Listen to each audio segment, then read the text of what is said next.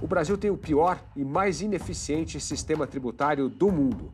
São mais de 300 mil novas normas tributárias desde a promulgação da Constituição de 1988. O Brasil é também campeão mundial no tempo necessário para pagarmos impostos. Gastamos 1.500 horas por ano, quase 500 horas a mais do que o segundo colocado, que é a Bolívia. Para se ter uma ideia, o cidadão brasileiro trabalha, em média, 149 dias por ano para pagar impostos, o equivalente a 5 meses. O Brasil é líder em disputas tributárias entre governo e contribuinte. 73% do PIB brasileiro é judicialização tributária. Isto é, mais de 260 vezes mais do que a média dos países da OCDE e 380 vezes mais do que a média da América Latina. O péssimo desenho tributário brasileiro explica bastante do nosso baixo desempenho de produtividade nas últimas décadas, que impactou diretamente no baixo crescimento econômico observado. Baixo crescimento de salários e fraca geração de empregos. O atual modelo tributário brasileiro cria insegurança jurídica, custos administrativos elevados e afasta investimentos de grandes empresas. E este é o tema do Panorama de hoje. Para discutir a necessidade da reforma tributária, recebemos hoje Marcos Lisboa, economista, ex-secretário de Políticas Econômicas do Ministério da Fazenda e ex-diretor-presidente do INSPER.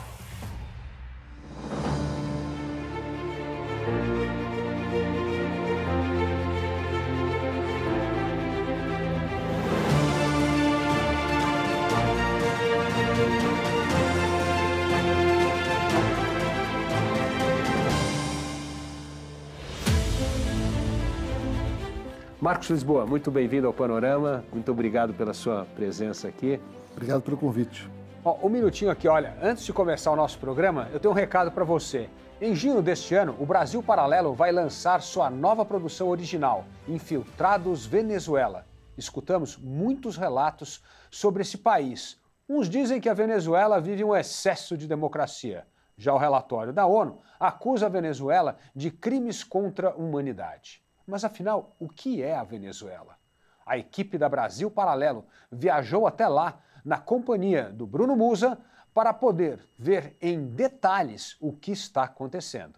E nessa jornada, eles conheceram pessoas que tiveram de fugir do seu país, ouviram relatos emocionantes e tiveram contato com histórias de vida que vão mudar a sua forma de ver o povo venezuelano. Então, eu tenho um convite. Toque no link da descrição deste vídeo e faça o seu cadastro. Assim, poderemos compartilhar com você cada momento dessa viagem. E prepare-se para o novo original da Brasil Paralelo que está por vir. Fazendo sua inscrição, você receberá todos os detalhes para assistir ao documentário da BP e ainda receberá com exclusividade o diário de viagem de Bruno Musa, no qual ele descreve os desafios que viveu, as histórias emocionantes que viveu em cada momento que passou na Venezuela. O novo original BP, Infiltrados Venezuela, estreia em junho exclusivamente na Brasil Paralelo. Marcos, a primeira pergunta é isso, né? O Brasil tem hoje o sistema mais complexo e ineficiente tributário do mundo. Por que é tão difícil ter consenso político para resolver um problema que vem arrastando a economia brasileira, fazendo com que nós tenhamos um crescimento baixíssimo econômico, uma queda de produtividade e de competitividade internacional? O sistema tributário brasileiro ele tem uma falha grande na origem, na maneira como ele foi concebido.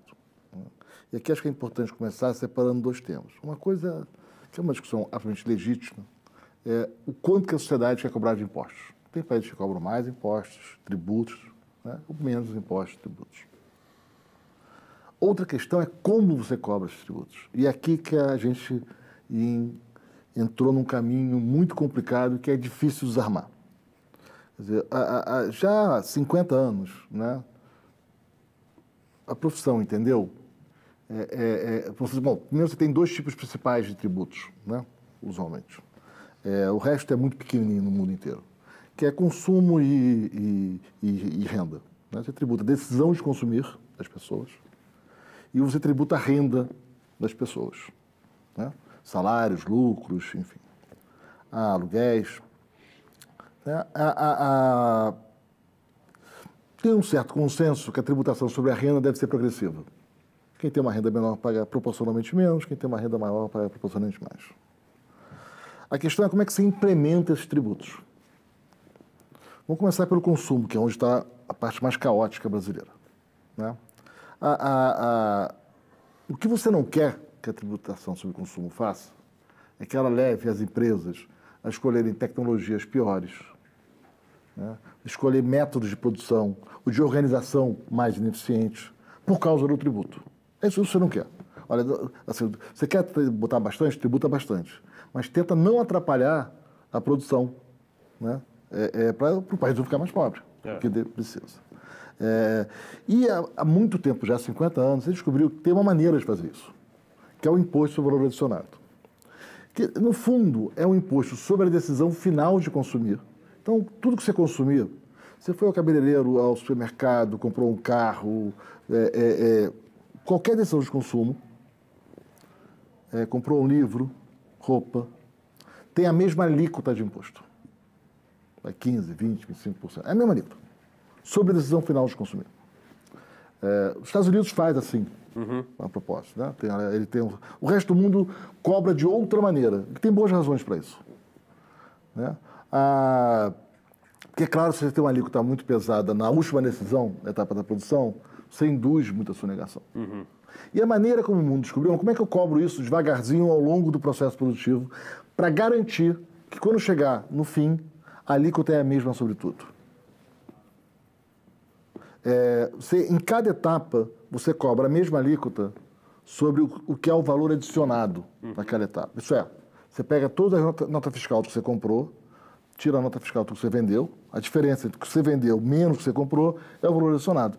Essencialmente salários, lucros, né? São as rendas geradas naquele processo, né? Tudo que você gerou de renda, adicionou de valor, né? Isso é o jargão economista, para ter gerado renda, ter gerado salário, ter gerado lucro. Você pegou o papel, imprimiu o livro, fechou o livro, cada etapa dessa você vai cobrando esse valor. Excepcionado. Então, eu vou fazer um livro, eu compro energia, eu compro papel, eu tenho a máquina.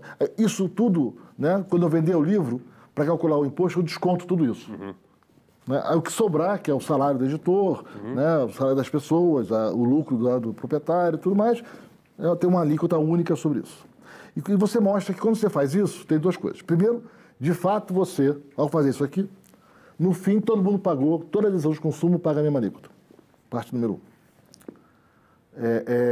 Parte número 2, que é o importante, se você faz o contrafactual, eu não tenho tributo, o que é o melhor fazer? O que é o mais eficiente? Qual é a melhor tecnologia? Qual é a melhor estrutura produtiva? E você compara o ordenamento que você faz com quando você tem o tributo, é o mesmo. Então você não escolhe, o tributo não induz uma fábrica a escolher uma máquina pior, a ela internalizar funções que são ineficientes por causa de pagar tributo. Então, essa é a grande vantagem do IVA, né? É a maneira de você cobrar imposto sobre consumo e para o montante que você arrecada é o que menos atrapalha a produção e o crescimento do país e a produtividade. Bom, com exceções muito peculiares, não cabe nem entrar aqui, que em geral é melhor acertar de outra maneira. E esse é o imposto no destino. Tá? Então, você pega o CPF de quem comprou o livro, a roupa, não sei o quê, e é para lá que tem que ir o imposto. Né? Ou vai um pedaço para o município, um pedaço para o Estado, onde mora, e um pedaço para o governo federal. Esse é o IVA. Tá? E é um imposto muito simples de arrecadar, e não dá litígio, né? Porque nota fiscal, diferença, bum, alíquota única, vai embora. No começo os países tinham algumas exceções, cada vez menos tem exceções. Nova Zelândia não tem exceção. Né? As exceções são sempre uma razão muito idiosincrática, um grupo de pressão ali, umas coisas meio estranhas, né? Enfim. Bom, como é que a gente faz? Desculpa, a resposta está longa, mas essa é importante para explicar. Como é que a gente faz tudo o inverso disso? Primeiro, o nosso imposto é na origem, é onde o bem é produzido, o serviço bem é produzido. Em primeiro lugar. Segundo lugar, não é essa nota fiscal de tudo que vendeu menos do que você comprou. Depende. Como assim? Não, depende do que entrou diretamente na produção. Mas o que entrou diretamente na produção? A energia que foi para a linha de montagem, tudo bem. A energia que foi para o executivo, ela entra. E o uniforme do empregado entra. E o marketing? É parte do negócio ou não é parte do negócio? É um caos. A gente tem um chamado crédito produtivo, que é algo que o mundo não faz, regra geral. Você fica discutindo, aí isso já dá muito litígio. O que você pode descontar do imposto a pagar, o que você não pode descontar. A regra, tudo. Não é tudo. Tudo você comprou nota fiscal, que não é o valor adicionado, não é o salário, não é o lucro, tudo mais, você pode descontar. Tudo. Não tem discussão. Primeiro ponto. Então, na origem, segundo ponto, aqui é crédito produtivo, aí fica uma briga com os fiscos. E essa é a questão do litígio principal. É uma delas. Não para por aí. Uma delas. Segundo, vários regimes tributários. Isso. Alguns geram crédito tributário, né? Outros geram faturamento. Aí uns geram crédito de tanto. É um caos. Alíquotas diferentes.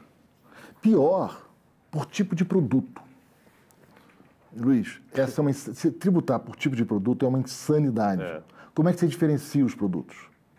Dá um exemplo. Isso aqui é um banquinho ou uma mesa de cabeceira? Né? Essa sandália é uma sandália ou é impermeabilizante? Né? O chocolate tem uma regra, o cereal tem outra, e quando você tem uma barra de cereal com chocolate? E o achocolatado outra ainda. Sei lá. Aí tem o perfume, a água de cheira, a colônia, tudo vai mudar. Aí como é que você define o que é um e o que é outro? Como é que você... Imagina a quantidade inacreditável de produtos e serviços que tem no país. Né? E cada um você vai ter, aí você tem que definir. E é muito difícil, porque a definição é difícil mesmo. Né? Gera controvérsias, porque, bom, como é que você define? Né? Aliás, por isso você não tributa por tipo de produto ou serviço. Né? É uma insanidade isso. Né? Fazer algumas exceções em alguns bens muito específicos que ele detalhou, bom, não é o melhor para o país, mas tudo bem. Agora, o regime ser baseado nisso gera o caos. Ainda mais com essa multiplicidade de pequenos regimes que tem. E, por fim, essa separação entre um é sobre serviços, a outra é sobre circulação de mercadorias. Que diabos é uma circulação de mercadorias? Pode saber, isso dá confusão. Tá? E como é que você separa serviços de mercadoria? Que ideia é essa? Assim, como é que eu separo? O iPhone. O que mais vale no iPhone de longe são as patentes, são as ideias. O aparelho em si que é montado lá no sul da Ásia, aquilo é meio um Lego. Não tem muita sofisticação. A câmera tem, mas a câmera é a patente. Né? Enfim, você não separa serviços, ainda mais circulação de mercadorias. Enfim. Então, você criou um sistema, né, que o resultado disso, né, é guerra fiscal, já que o imposto é na origem, né, e esse contencioso que você falou, quer dizer, o contencioso administrativo do Brasil chega a 15% do PIB. Isso a gente levantou lá no INSPER, né, o pessoal lá da tributação, direito tributário, levantou pedindo informação para os municípios, porque isso também não está sistematizado. Tá? Você tem que ir lá mandar... desde acesso à informação e tudo mais, conseguiram montar planilha, um pessoal incrível lá. Mas 15% administrativo, né, que você vê, e o judicial, 75% do PIB. Para dar uma comparação, quer dizer, num dado mais recente que a gente tem, mas isso não muda muito com os anos, o CDE é 0,28%. 0,28 vezes 75 o total, ou 15% administrativo. É uma coisa. E você conversa com empresas de outros países e com os testes de outros países, ninguém acredita que a gente inventou um sistema tributário para o consumo como esse. Qual é a armadilha? Desculpa, aqui essa expressão, mas qual é a armadilha? Da onde que vem a dificuldade de fazer? Porque esse sistema doido que a gente tem, ele altera os preços relativos das coisas. E, às vezes, as empresas pagam muito imposto que elas não sabem que pagam. Por exemplo, até no final do ano passado, a energia tinha quase 50% de energia. Então, a sua energia era cara por causa disso, o preço que você pagava na energia era caro por causa disso. Mas você não via. Aí você via só o imposto que você paga. E aí as pessoas ficam assustadas, como eu vou pagar 25%? Né? Não, você já paga, você não sabe que você paga. Né? É óbvio que alguns pagam 35%, outros pagam 20% ou 18%. Né? E ninguém sabe exatamente quanto paga. Mas as pessoas só olham o que está na contabilidade. E elas esquecem que os preços vão mudar com o tempo quando você mudar a tributação. Mas elas ficam assustadas e com os cálculos. E às vezes com erros técnicos na hora de fazer simulações que mostra quão deficiente é o ensino no Brasil nessas áreas. As pessoas simplesmente erram contas muito elementares se você conhece a tributação bem feita lá fora. E, Marcos, se é um sistema tão caótico, uma jabuticaba tão único nosso, por que é tão difícil o consenso hoje da iniciativa privada para simplificar as regras, para ter uma regra que é utilizada no restante do mundo, para ter nexo, para ter sentido o nosso sistema tributário? Porque as pessoas só olham a sua contabilidade. Elas esquecem que o sistema tributário ele vai afetar o preço do que você compra e também o quanto que você impacta quem compra de você. Então, por exemplo, né, tipicamente, advogados reclamam a beça. Não posso pagar, que isso, não posso, muito caro, não sei o quê. Imagina, eu presto serviço para uma empresa, agora você vai gerar crédito para aquela empresa. Você vai ficar mais barato para aquela empresa, você vai poder cobrar um preço maior daquela empresa. Né? Porque você vai ficar mais barato para ela, porque tudo que ela gastar com você, ou por causa de empresa de marketing, ou outras, ela vai poder deduzir. Acabou aquela história. Mas isso, não, veja bem, não sei se eu vou conseguir, né? Gente, isso é mercado, é assim que o mercado funciona. Né? Você vai ficar mais barato para a empresa, né? Você vai poder dar um preço maior para a empresa, e para ela vai estar melhor do que estava antes. É verdade. Mas as pessoas não... e você vê contas erradas. Eu vi associações de classes de empresários. Não, porque o meu contador falou que vou pagar mais tanto. Aí, até uma advogada que entende tributação profundamente, ela sentou com o pessoal, ela fez as coisas. Não, gente, você não entendeu? Você vai deduzir isso, vai deduzir aquilo, vai deduzir aquilo. No final, iam pagar muito menos imposto do que pagam hoje. Mas eles não entendiam. Não entendiam. Então, as pessoas... você vê o livro, aí tem essas distorções todas. O livro não paga imposto. Quer dizer, acha que não paga. Paga muito imposto o livro. Tem imposto de energia, tem imposto em várias atividades envolvidas. A cadeia inteira. A cadeia inteira tem imposto ali, mas não vê. Né? Aí acha que vai ter um aumento brutal do imposto. Não, vai cobrar, o livro que é vendido na livraria fica um pouco mais caro. Sai de R$65 para R$70. Não é um número doido que andaram falando. Tem que fazer, isso no caso do IBS que foi proposto no último governo, que acabou não andando, que era 12%. Né? Talvez foi até menos do que isso. Mas não é 65 ou 70 que vai mudar a demanda significativamente, vai afetar os dados, inclusive. Né? E aí fala, não, mas diz mais pobre. Gente, mais pobre não compra isso por R$65. Eles compram os livros do programa para a política pública. Tem o pessoal do agronegócio, que tem lá a tal da cesta básica, que paga menos imposto. Né? E aí, é óbvio, para eles é um benefício indireto, porque na competição com os demais produtos, né, eles se beneficiam. Mas quem se beneficia é o produtor, não as famílias. Esse é o ponto importante. Né? Isso é uma péssima política social. Péssima no seguinte sentido: tem outras muito mais eficientes. Né? Se você está realmente preocupado com os mais pobres, você devia ser contra isentar a cesta básica. Primeiro problema, como é que se define a cesta básica? O que é a cesta básica? Né? Peixe, cesta básica. Então, salmão né? O salmão importado também né? Salmão importado também Então, começa a confusão, né? Do que é a cesta básica. Sério, dá uma dificuldade. O segundo é que você mostra, o Ministério da Fazenda fez esse estudo há alguns anos. Se você tributa a cesta básica, pega o dinheiro que você arrecadou com esse tributo e transfere para as famílias mais pobres, a desigualdade cai 12 vezes mais. 12 vezes? 12 vezes mais. Então, Luiz, isso é o Brasil sem o Brasil. O pessoal tem um grupinho de interesse ali, nesse caso, agricultores, fazem tratoraço, não sei o quê, blá, muito forte aqui em São Paulo, ficam revoltados, que é absurdo, porque nós somos melhores que todo mundo. Não estou falando isso, né? E os pobres, não, o pobre vai ficar melhor, cobrar a cesta básica. Acho que virou esse tal cashback aí que o governo está falando, porque é parecido, não é exatamente a mesma coisa. Mas o princípio, a ideia por trás é a mesma.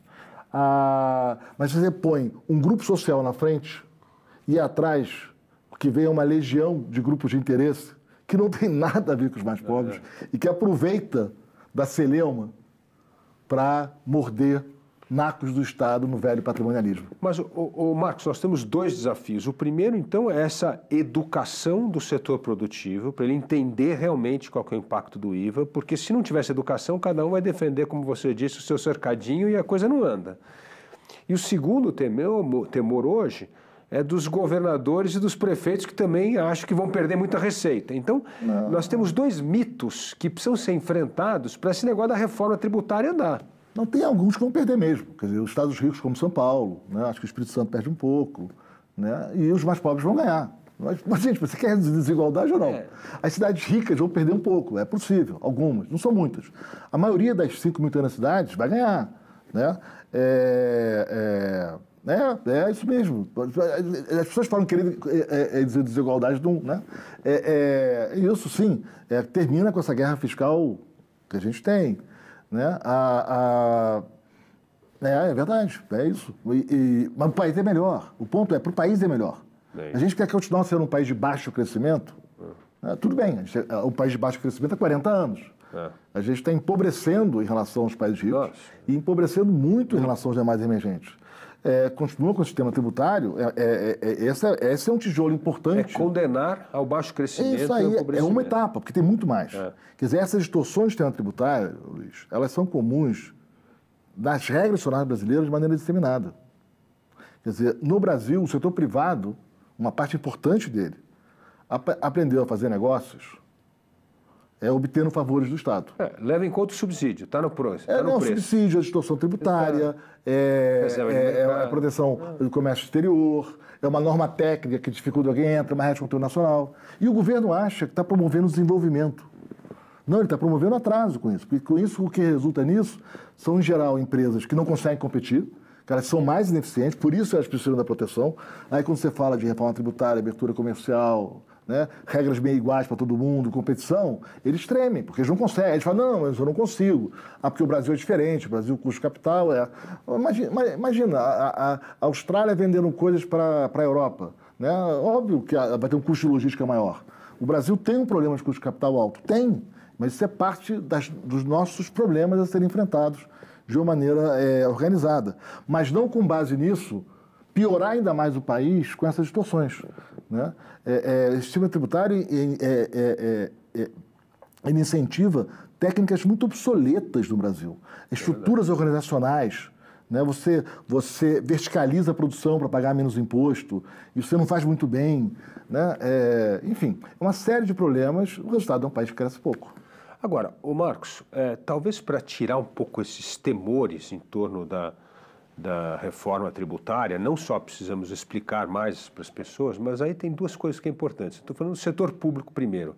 Precisamos rever os gastos obrigatórios. Também o governador, o prefeito que senta na cadeira e vê lá que 90% do orçamento dele está carimbado, engessado, e o custo da máquina pública vem crescendo muito acima da inflação, ele fala, não posso perder nenhuma receita, não vou topar nenhuma reforma tributária que perca receita. A maioria não vai perder, a imensa maioria. Tem vários trabalhos mostrando isso, muito cuidadosos, da melhor maneira que dá, porque o sistema é tão caótico que as estimativas são muito difíceis. Né? Todos os efeitos indiretos na cadeia produtiva circulares.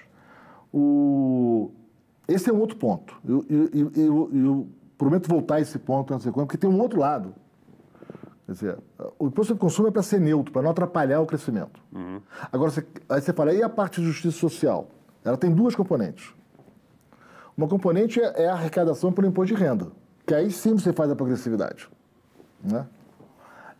Aí você vai esbarrar, os mesmos grupos que reclamam do consumo reclamam da renda. Porque na hora que você vai fazer progressividade, onde é que está a grande distorção tributária no Brasil? O Brasil também inventou, aí não é tão, tem outros países que fazem isso, mas a gente fez uma coisa que é meio diferente da grande maioria. A gente tributa o salário, o trabalhador formal no Brasil paga bastante tributo, muito tributado. Na tua questão do mercado informal tão grande. Por outro lado, quando você vai para os acionistas, os donos dos negócios, a Receita do Brasil optou por um modelo, que, de novo, não é único, mas é raro, que é, em vez de tributar, porque você é o dono da empresa, eu trabalho para você, qual é a minha renda? É o meu salário. Você é o dono da empresa, qual é a sua renda? É o seu lucro. A Receita Financeira optou por tributar na própria empresa. Então, eu recebo meu salário descontado os impostos. E você recebe o seu lucro descontado os impostos, que é o tal do dividendo. Aí começa a confusão, dividendo não paga imposto, lucro não paga imposto. Não, lucro paga imposto. Só que a Receita prefere cobrar o lucro na empresa. Em vez de quando... Em geral, o que os países fazem? Olha, eu cobro um pedaço na empresa e eu cobro o resto quando você recebe. Dividendo. Mas você tem que somar o tudo. Você não pode falar, o Luiz recebeu o dividendo e não pagou imposto. Não, pagou. Só que foi retido lá atrás. É que na declaração vem como isento, mas é questão semântica. Né? Então você tem que somar os dois para ver o total que você vai pagar. Então as empresas do lucro real pagam imposto no Brasil. Pagam. O lucro paga. O dividendo que você recebe pagou o lucro. Do lucro real. Qual é o problema? A Receita inventou uma novidade, a ICMA peculiar do Brasil, que é tributar a empresa média e pequena diferente. A empresa média, dezenas de milhões de reais de faturamento, ela tem o tal lucro presumido. Então você olha o faturamento, você chuta que, como ela está nessa categoria, tantos por cento é o lucro, e aí você põe uma alíquota ali em cima. Qual é o problema? O problema é que você pega uma empresa de serviços, um escritório de advocacia, uma consultoria de economistas. Tudo é lucro. Tudo ali é lucro. Assim, vai ter um aluguel, vai ter secretário. Capital intelectual mais. É tudo lucro. Você vai fazer os serviços, ainda mais serviços qualificados, tudo é lucro. Então, quando você faz a conta, assim, com a renda de verdade que os sócios recebem, pessoas estão recebendo milhões de reais de renda, né? Às vezes dezenas, tá? Estão pagando 15% de imposto de renda. Enquanto o trabalhador formal na margem de renda 30 mil reais, 27,5. Tem uma disparidade aí. Quando você vai para o simples, é pior ainda. Tem empresa para o simples que, de fato, a margem de lucro é baixa. Mas tem outras que não. Eu conheço gente que tem de renda anual 3 milhões de reais. Está no simples, tá? Está no simples, pequenininho, tudo direitinho. E paga nada de imposto de renda. Virtualmente, né? Um número minúsculo. São os regimes especiais. Você vai criando cada vez mais distorção. Só que aí esse pessoal fala assim, quando você fala em tributar o dividendo, fala, não, eu sou classe média. Não, você não é classe média. Você não sabe o que é classe média no Brasil. Você ganha mais de 30 mil reais, você está nos 2% mais rico. Você ganha mais de 100 mil reais por mês, você está no 1% mais rico. Você ganha alguns milhões por ano, esquece. Você está numa fração minúscula da população brasileira, você é elite. Né? Porque você vai pagar menos imposto do que o trabalhador. Mas aí começa a discussão torta. E aí fala, não, o dividendo é isento, não tributa o dividendo, mas não tributa do advogado, do médico, do economista. Tributa do lucro real. Mas o lucro real já paga muito imposto. Não, veja bem, aquilo é o lucro da empresa, agora... Não, mas o lucro da empresa é o lucro do acionista. Aí começa uma discussão kafkiana, né, totalmente torta, e você não consegue andar na tributação sobre a renda. O que eu acho que seria o ideal? Tributa menos a pessoa jurídica. Tributa menos a pessoa jurídica. Baixa aí para 20%, 15%, sei lá eu.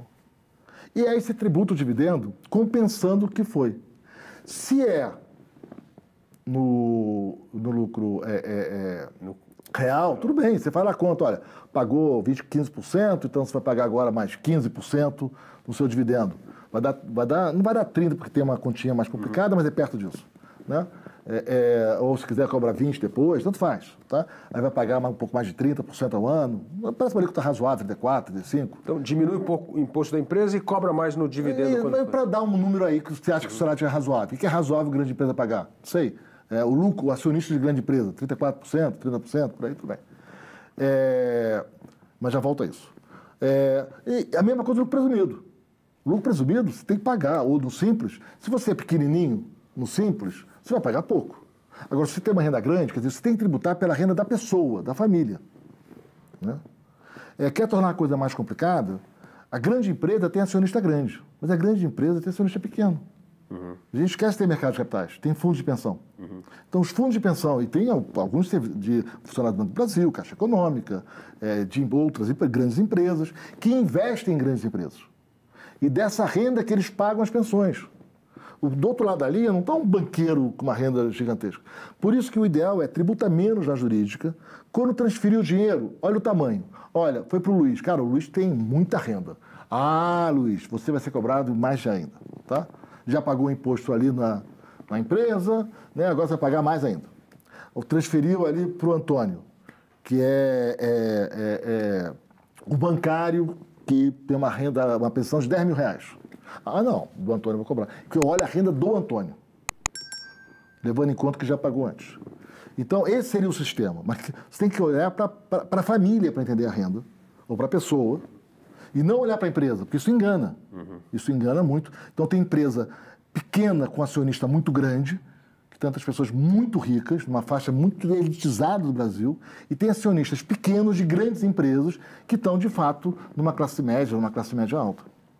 Agora, ô Marcos, você que estuda há tempo essa questão da reforma tributária, o que você acha que é o ponto crítico e o ponto virtuoso das duas PECs que hoje estão no Congresso? A PEC 45, que é o grande projeto do Benarapi, e a 110, que era o projeto do Auli.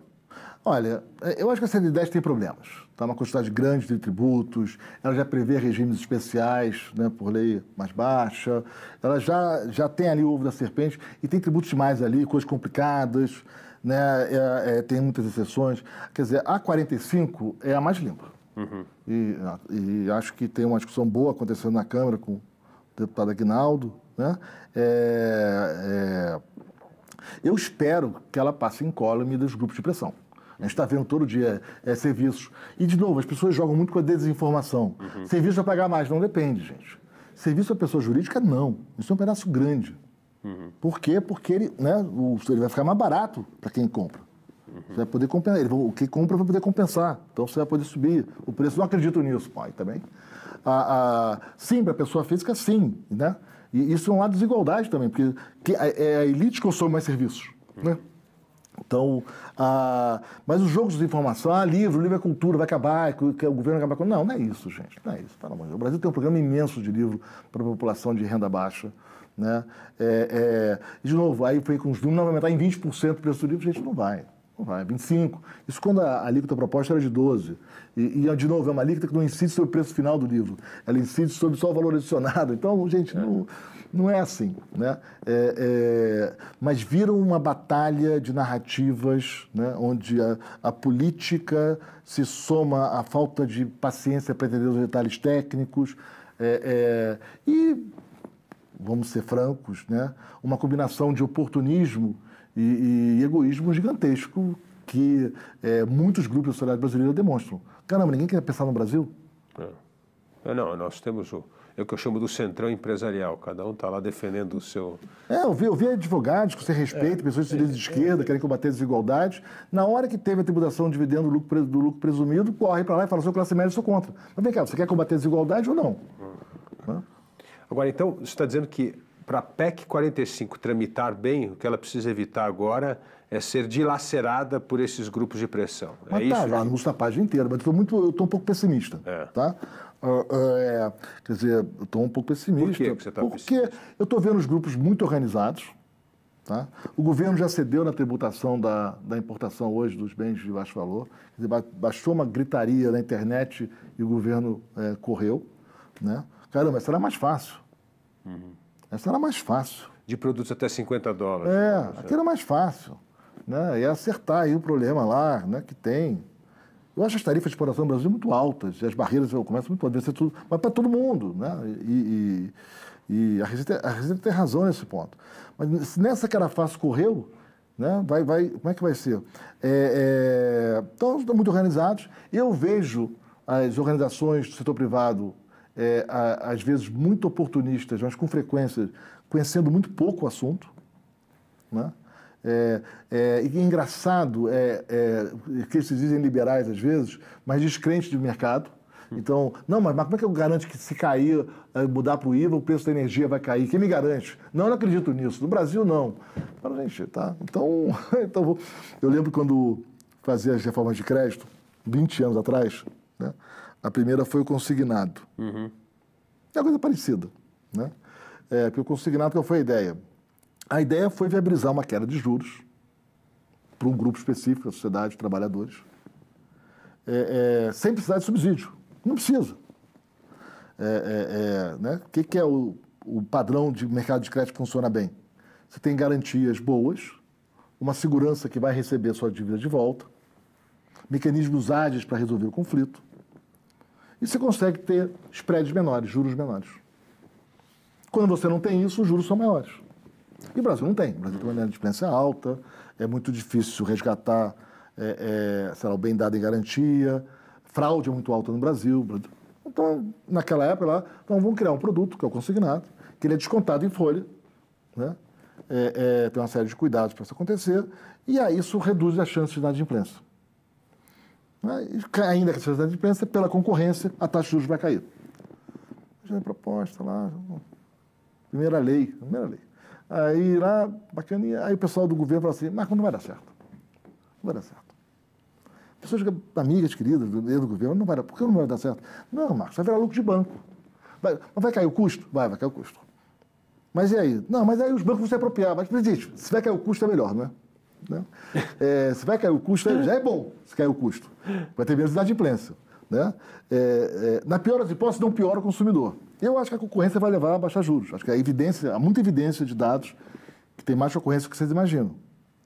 Mas vamos ver. É um produto novo, pequeno, você não der, a gente avalia. Poder com a experiência.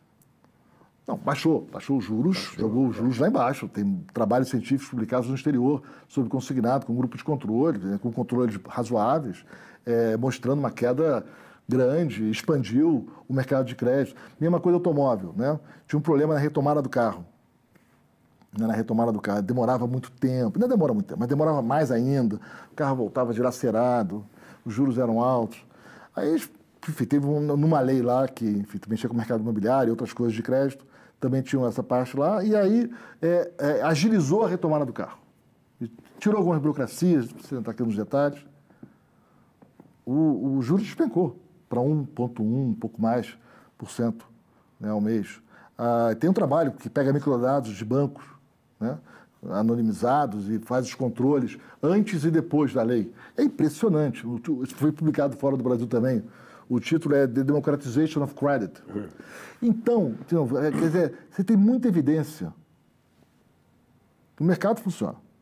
Se você baixar o custo da operação, né, se você fizer boas reformas que melhorem a eficiência do funcionamento dos mercados, os preços reagem. O mercado cresce. O consignado virou o maior mercado de crédito pessoal do Brasil, fácil, com juros muito menores. Explodiu o comércio de carros na segunda metade da década de 2000, com a mudança da alienação fiduciária. Explodiu, sem subsídio nenhum. Você baixou juros para as pessoas, sem qualquer subsídio, sem qualquer intervenção nos preços. Você interviu na causa do problema, que era a retomada do carro, ou a inadimplência, ou a fraude, e não na consequência do problema, que é os juros que você vê. Mas a pressa no Brasil e a superficialidade, a gente com frequência quer tratar da consequência sem analisar a causa. Isso dá fechamento de mercado. Agora, Marcos, os exemplos que você acabou de citar mostram que, na verdade, a gente só consegue fazer essas pequenas melhorias em coisas que passam debaixo do radar. Assim, isso aqui, olha, como você falou, vou fazer o consignado aqui, passa debaixo do radar e tal. Agora, quando você vai mexer numa coisa estrutural, como é a reforma tributária, aí a coisa fica complicada. E não dá para a gente fazer um pequeno experimento, porque senão a gente vai criar uma outra anomalia dentro do sistema tributário. Assim, eu sempre preferi fazer as reformas aos poucos. Então, eu acho que a ideia da grande reforma, ela, em geral, é contraproducente. Tá? Então, você quer melhorar o mercado de crédito, você vai fazendo uma série de pequenas reformas. A gente fez dezenas ali, né? E você vai corrigindo distorções e vai. Porque também você tem que educar. As pessoas são céticas. Elas não acreditam. Elas têm o direito de não acreditar. Tudo bem, eu acho que tem muita evidência que sim, mas as pessoas acham que não. Na hora que você faz uma e dá certo, fica mais fácil você expandir. Mas é possível fazer isso numa reforma tributária? O Bernard e a Vanessa Canado, o Isaías Coelho, pensaram muito nisso. A reforma deles é muito cuidadosa, a reforma, porque tem todo um processo de implementação longo. Isso. Tem um período de teste, tem um período que vai avançando. Né? Período de transição de 20 anos. Não, varia se é para os estados, se é para as empresas. Está muito bem pensada. E eu acho que dá para a sociedade pensar uma governança para dar tranquilidade à sociedade, que se vai ajustando, tem um comitê gestor para ajustar. As pessoas estão muito céticas, Luiz, e aí está muito difícil. Essa aí era a reforma... Mérito do Bernard, né, meu amigo querido, o Bernard começou a discussão da reforma tributária lá em 2003. Yeah. Eu falei, Bernard, essa aí acho que não vai. Do jeito que é caótico o sistema brasileiro e conhecendo o setor privado brasileiro, essa não vai. Eu vou cuidar de crédito, tá? Crédito, abrir mercados de seguros, né? Vou fazer outras coisas, porque... Mas o Bernard persistiu 20 anos, é um mérito imenso. Eu tenho maior admiração do Bernard, porque ele persistiu nesses 20 anos enfim, é incrível, admirável. É. Então, você acha que a PEC 45 também tem essa virtude de fazer uma coisa de uma forma gradual? Portanto, a grande batalha política é conter, vamos dizer, a apropriação da reforma para criar os seus loopholes, para criar as suas exceções. Eu estou vendo dificuldade nisso. Eu estou vendo muita dificuldade nisso. Acho que espero que não, né? Estou tentando ajudar no debate público. Espero que a reforma ande. Acho que tem méritos incríveis, tá? Mas eu vejo um setor privado radicalmente enraizado nessas obsessões do o meu aqui, o meu ali, o meu aqui, o meu ali. E acho que, enfim, né, eu vejo muita gente na política que desconhece o assunto. O que agrava ainda mais o problema, que vai desarmado, né? Então, eu lembro na época dos dividendos, eu vi várias declarações, médicos, advogados com escritórios grandes, bacanas, né? Tem vida, né? Nessa faixa muito estreita da elite brasileira, não, classe média, e eu fui falando, a gente tem razão, a classe média. Não é classe média. Vamos entender que a classe média do Brasil, se você define a classe média pela renda média, você está falando de pessoas aí de 3, 4 mil reais, 5 mil reais. Né? Se pegar a definição mais usual de classe C, vai até 14, 15 mil reais. Cara, se você ganha mais de 100 mil reais, você não é classe média. Mas, Marcos, havia esse mesmo ceticismo com a reforma da Previdência. E, bem ou mal, a gente conseguiu aprovar uma reforma da Previdência. Muito atraso, Luiz, 20 anos de atraso. Lógico, o Brasil era para fazer. Custou muito caro era a primeira reforma do governo Fernando Henrique em 95. Custou muito caro para o país, da demora. Custou muito caro. Lógico. Custou muito caro para o país. Né? O país ficou muito mais pobre pela demora. Você prejudicou imensamente as contas públicas, deixou de fazer ações sociais importantes, né? Porque a gente não conseguiu fazer. Né? Como é que o Brasil, que tem 1/3 proporcionalmente a população, 1/3 de idosos em relação ao Japão. O Japão tem 3 vezes mais idosos que o Brasil. A gente gasta o que o Japão gasta. Com 3 vezes menos idosos que o Japão. Mas olha que loucura, assim, que disparate isso, né? 3 vezes. Os casos do Brasil, assim, vamos cobrar, tem algo de errado. A gente destoa no padrão mundial. A gente destoa. E quando o Brasil tem a coisa do direito adquirido, você não consegue reverter. Uma pessoa se aposentando com 45 anos, 50 anos, como assim? Como assim? 50 anos você se aposenta, né, com salário integral, né, em vários casos. Olha, então custou muito caro para o Brasil essa demora da Previdência. Né? Ela não saiu uma grande reforma. Não verdade. Saiu. Deixamos categorias importantes fora, regimes especiais. Não saiu uma grande reforma. Tá?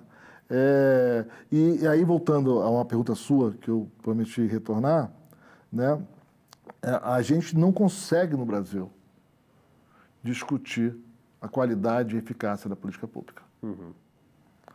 Então, a gente não consegue. A gente não consegue discutir com calma por que a educação no Brasil fracassa no aprendizado dos alunos, por que a gente tem dificuldade com o saneamento até hoje. Será que as políticas regionais foram bem-sucedidas? Tem 60 anos mais de 60 anos já, de SUDENE. Tem os fundos constitucionais regionais. Zona Franca de Manaus. Qual é o resultado prático? Assim, a gente consegue avaliar o impacto e avaliar o impacto de maneira cuidadosa, com controle, com contrafactual. Não adianta fazer, eu fiz aqui, construí uma fábrica e gerei 100 empregos. Você podia ter gasto o dinheiro melhor?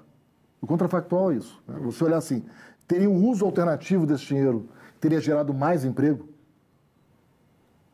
Que teria sido mais benéfico à sociedade? Não adianta falar, Se tivesse universalizado o saneamento, seria um contrafactual 10 vezes melhor para o Brasil. Não, a gente não faz análise contrafactual, é impressionante. Você faz a análise, quando faz? Eu gastei aqui, trouxe uma fábrica e gerei tantos empregos. Mas vem cá, dá para ter gerado mais emprego? a gente não discute o objetivo da política pública. Eu queria ver um governo com metas de aprendizado em português e matemática, com metas de mortalidade infantil, cair, né? E melhorar a renda das famílias. Né? Combate à pobreza extrema, que é outro estudo que você, Combate à pobreza extrema, pobreza. Né?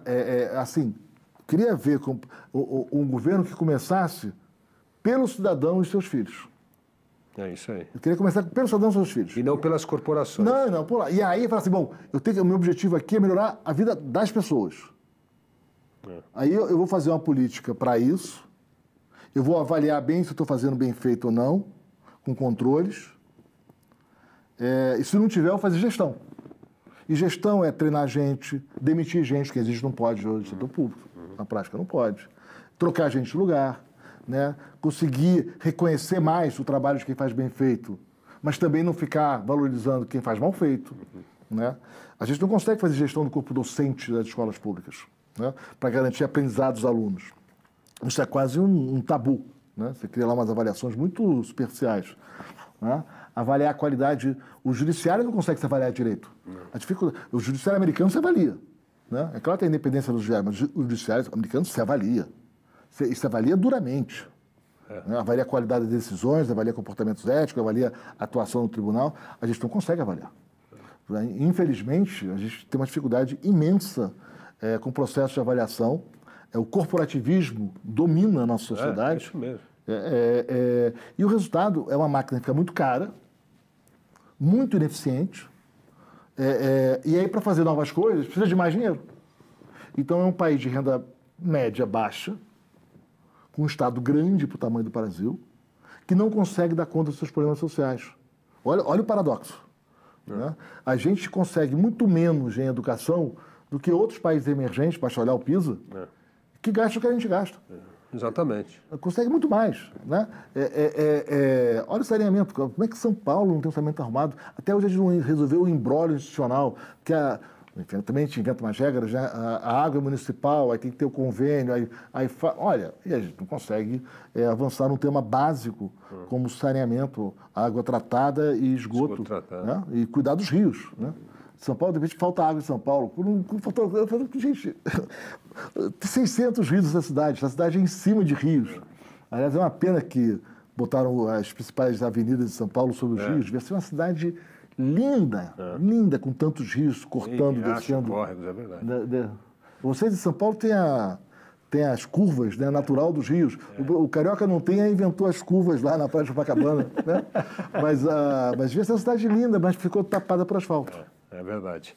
Agora, o Marcos, voltando aqui à nossa reforma tributária, você acha que o arcabouço fiscal, do jeito que está sendo desenhado, concebido, vai prejudicar ou vai ajudar a avançar a questão da reforma tributária? Eu não sei. Esse arcabouço é bastante complexo, né? Porque é uma sucessão de regras e essas regras são autorreferentes.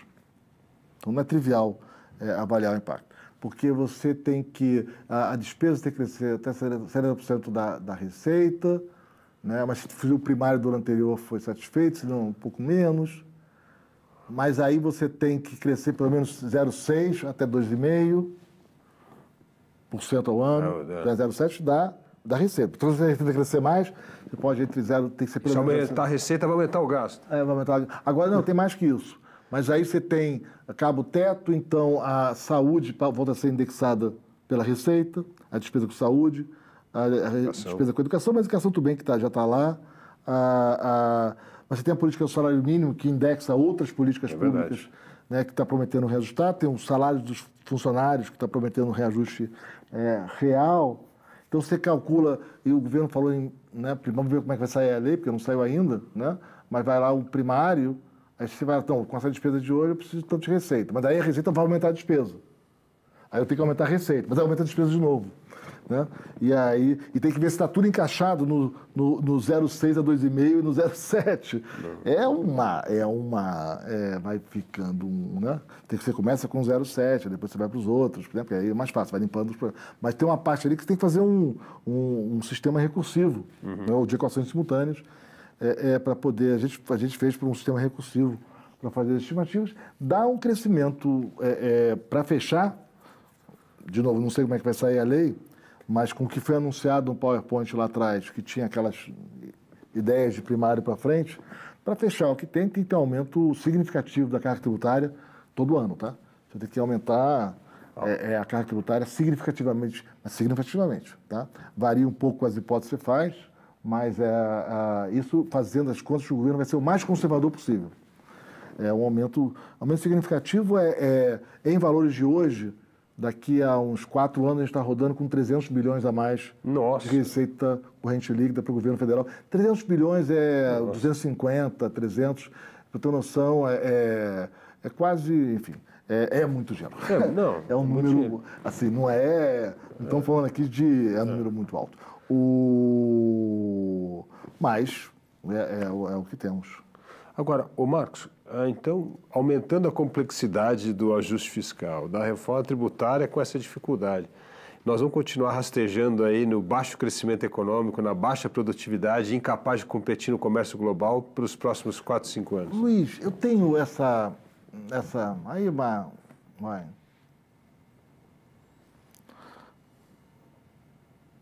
uma conjectura.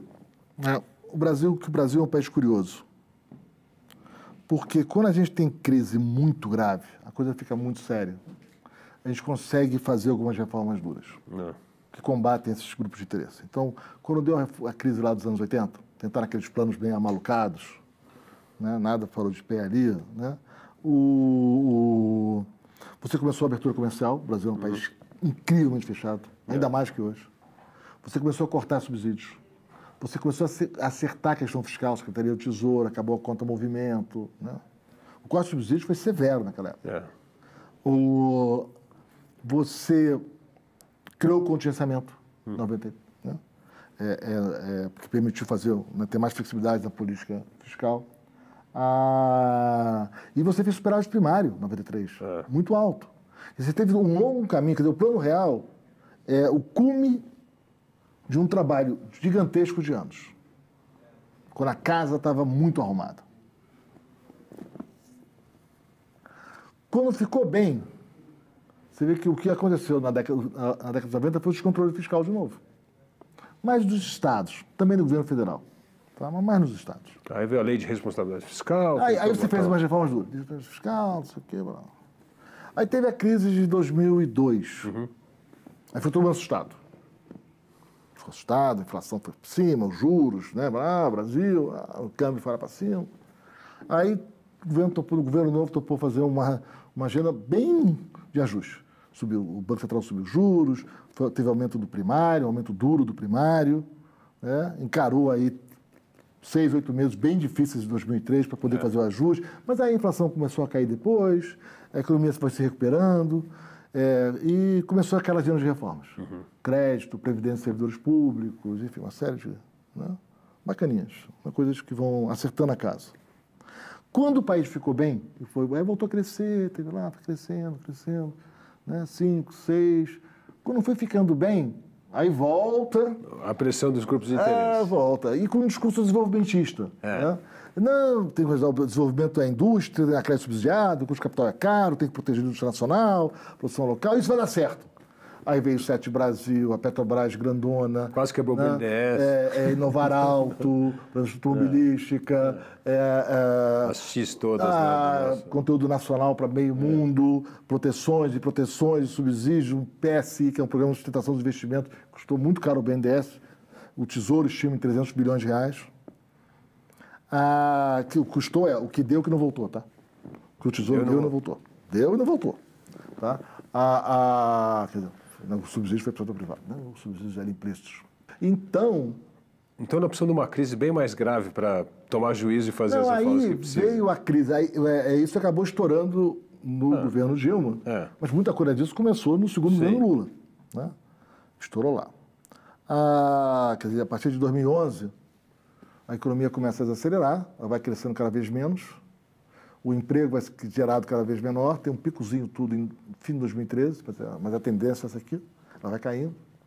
O Banco Central experimentou baixar juros com inflação acima da meta, mês de 2011, surpreendeu todo mundo. e foi baixando os juros com a inflação acima da meta. O que aconteceu? Olha só, a inflação subiu. A inflação deu errado. Deu errado, a inflação subiu. Ué. Experimentaram o que muitos pedem hoje e deu errado. Né? Pediram, né? Vamos ver agora. E a economia foi piorando. Vários desses negócios foram quebrando.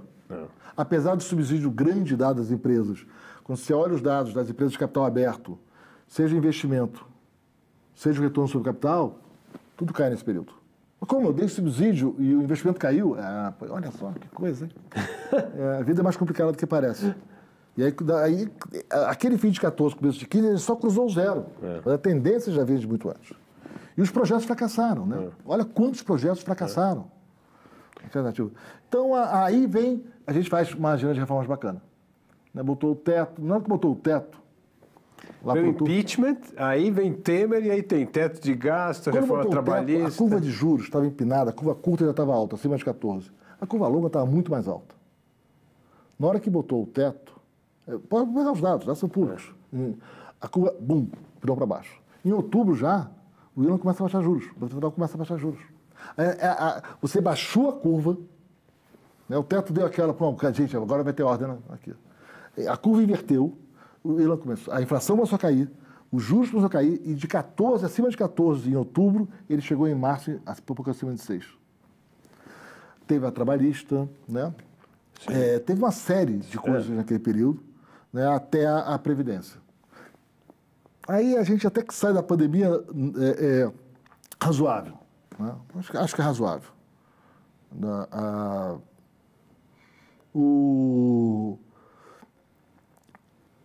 Aí não tem jeito. Aí você olha os últimos 2 anos, o que foi aprovado de proteção a setores, né? Semicondutor na Constituição, mais de 40 projetos aprovados, mais de 10 emendas constitucionais, PEC kamikaze, aquela PEC explicatória que eu acho que é inacreditável que a gente explicatória. Aquilo ali vai custar muito caro no futuro do Brasil. Aquela PEC vai sair muito cara para o país, o que foi feito ali. Enfim, uma distribuição, e além dessas emendas parlamentares que agora dominam o orçamento. Aliás, a emenda também é indexada à Receita, tá? Do governo. É verdade. Então, arrecada mais, é mais emenda. Então, eu acho que o Brasil vive de crise em crise. Quando está em crise... É só a crise que traz um pouco de juízo. A crise força, aí quando está bem a gente volta, aí dá crise de novo, aí a gente...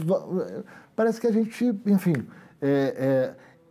Quando você olha os dados do Brasil de crescimento, dos 40 anos, pega pré-pandemia, até 19. 40 anos até 19. O que o Brasil é diferente dos países emergentes e dos países ricos? Nos momentos bons, a gente vai até um pouco melhor que os países ricos, mas já é bem pior do que os países emergentes. Então, quando é ano bom, os países ricos estão aqui, o Brasil está um pouquinho acima, e os emergentes estão bem acima. Emergentes tem lá o sul da Ásia, muita gente, tem aqui Chile, tem, enfim, até Colômbia, tá? Peru. Quando está mal, a gente está bem pior. Quando é ano ruim, a gente é bem pior do que eles. Você fala, bom, tudo bem, está um pouquinho... um país... Não, mas só com mais uma diferença. A gente tem muito mais ano ruim do que eles. A gente tem, nesses 40 anos, 14 recessões. PIB per capita, tá? Estou definindo recessão como queda do PIB per capita. 40 anos, 14 recessões. Estou definindo recessão como queda do PIB per capita. PIB por habitante. Tá? Então, para ser mais preciso, 14 anos com queda de PIB por habitante. Quando você olha país rico, 3, 4, 5, 6, 7, pouco, quase ninguém com 8, a gente 14. Com os olhos emergentes, aí é uma surra, né, em relação a gente. Quanto é a média dos emergentes? Varia bastante, tá? Mas é bem menos que o Brasil. Tá? Eu tenho a tabelinha, depois se quiser eu posso mandar para você. São dados do Banco Mundial. O Banco Mundial disponibiliza uma base grande, você tem, a gente tem essa base gigantesca. Tem que definir bem o que você está chamando de emergente. Né? Mas o resultado... Então, qual é a característica do Brasil? A gente tem muito mais crise. Vamos definir crise como o PIB per capita negativo? Acho uma boa definição de crise. A renda por habitante cai. O Brasil tem muito mais crise que país rico, que país emergente. Então a gente tem menos anos bons. Nos anos bons, a gente fica um pouquinho melhor com o agrícola e bem mais que emergente. O ano ruim a gente é pior que todo mundo. E a média fica assim. Então essa parece ser um pouco a história que a gente está construindo, né? A gente vai conseguir pensar um pouco no Brasil e sair disso, é que eu esperava do setor privado, né? Para ter um país mais arrumado, com maior crescimento, né? Sair desse país tão volátil e com tanta arbitrariedade. Porque não para aqui. Essa coisa no Brasil não para aqui. Pega várias intervenções no judiciário, em contratos juridicamente perfeitos. Né? O judiciário hoje, ele faz intervenções assim, sem entender muito do assunto, ele acha que ouviu que é assim. É uma decisão que é retroativa, que o que era legal agora virou ilegal e você tem que pagar para trás. Não, você vai para outros países, não é assim. O judiciário dos outros países é muito respeitoso, por exemplo, das agências. Se tem uma agência de saúde, tem uma lista de remédios autorizados, o judiciário não questiona. Agora tem um caso célebre nos Estados Unidos que um juiz do Texas está questionando e está uma polêmica gigantesca. Como é que pode um juiz do Texas questionar um remédio aprovado pelo FDA, blá, blá, blá, né? E aí tem toda a questão moral, né? Porque é um remédio anti-aborto, não sei o quê. Mas é um caso assim, que gerou uma polêmica que fala assim, não é assim que funciona o judiciário americano. O juiz, ele é reverente às agências. Se a decisão é compatível com o texto da norma, então se o juiz gostou, não gostou, achou razoável, melhor, pior, é compatível, respeita. Isso é a Chevron, a doutrina Chevron, a doutrina antiga da Suprema Corte Americana, que já tem a prática. Você vai na Inglaterra, você não vai discutir se a agência de saúde, a lista dos remédios, você não vai. Aqui no Brasil, não. O judiciário intervém nas agências, ele sabe o que é melhor, ele toma a decisão. O que foi a questão da linha amarela no Rio de Janeiro? É verdade. Bom, se a gente quer investimentos de longo prazo, infraestrutura, e você encampa a não linha é um amarela. bom caminho. Né? Assim, então, acho que a gente tem... E aí requer um diálogo também com o judiciário. Né? A gente tem que construir uma jurisprudência de respeito às normas legais. Quer dizer, para romper uma norma na Constituição, dizer que uma lei constitucional tem que ser muito grave, que é o padrão dos outros países. Muito grave. Né? Se você quer romper uma decisão da agência, olha, tem que ser uma barra muito alta para isso. Você quer entrar num contrato que é juridicamente perfeito? Não pode. Né? Mas não, o judiciário nosso... Agora, é óbvio que esse ativismo, né? Tudo bem, é um direito, o país escolheu ser assim. Vamos falar assim, ó, o Brasil escolheu isso, é da vida. Né? Não vou fazer julgamento moral. Mas só estou alertando, quer dizer, esse tipo de coisa gera baixo crescimento, gera um país mais difícil, né? Um país, enfim, com problemas sociais de baixo crescimento que não precisava ter. Ô Marcos, para resumir então, nós precisávamos aprender mais com os nossos erros para fazer essas grandes reformas sem grandes crises, ter essas medidas, essas mudanças graduais que ajudem a educar essa opinião pública, né? É uma grande batalha. Uma coisa um pouco mais, eu diria que a gente deveria deixar de ser tão oportunista e olhar tanto para o curto prazo e pensar um pouco estruturalmente. Quer dizer, a doutrina Chevron na Suprema Corte, que você respeita as agências, e a gente fala, gente, vamos pensar a longo prazo para o país, o que é o melhor. Eu posso discordar da agência nesse caso, mas se eu crio esse precedente, eu gero uma segurança, uma estabilidade, e a agência está razoável. Então, eu tenho que respeitar o que a agência faz. Eu não vou impor a minha vontade. Meu papel é dizer se a lei foi descumprida. Mas se está dentro da norma legal, por mais que eu discorde, eu não posso ir contra. Esse é o princípio do judiciário dos países. O papel do judiciário é verificar se a lei foi descumprida. Aí você pega os princípios, aí você rompe o contrato de compra de imóvel, né? Aí de extrato, uma coisa também não existe. Então, eu olhei a legislação de 10 países, né? Os casos de 10 países, não achei em nenhum lugar. Mas tudo isso vai gerando. O mercado de leasing no Brasil fechou por um conjunto de decisões judiciárias sobre o consumidor não pagou a dívida toda do automóvel, pagou uma boa parte, então ele está inadimplente, mas ele é mais dono do carro do que você. Né? Além de ações da Receita Federal e do fisco municipais. Era um mercado de 110 bilhões de reais de crédito barato, bom, para padrão Brasil. 10 anos depois virou um mercado de 10 bilhões de reais. Fechou o mercado. Fechou. Isso é o exemplo de como esse ativismo gera baixo crescimento. As pessoas deixaram de ter acesso àquele crédito barato por uma decisão oportunista de curto prazo ali, de quem não sabia muito bem que estava pensando a longo prazo, que olhou, deixa eu ajudar aqui. Né? Bom, Marcos, muito obrigado pelo bate-papo aqui. Aprendemos muitas lições importantes aqui. Primeiro, precisamos ter uma visão de longo prazo. Segundo, um governo voltado para olhar para o cidadão e não para as corporações. E terceiro, continuar com as reformas, mas sem as crises estruturais que tanto machucam a história do Brasil. Muito obrigado, Marcos. Obrigado a você, Luiz. E você que nos acompanhou aqui, não esqueça de marcar, nos seguir e lembrar que toda terça-feira, às 20 horas, o Panorama vai trazer mais uma conversa em profundidade para você entender melhor os grandes desafios do nosso tempo. Até o próximo programa.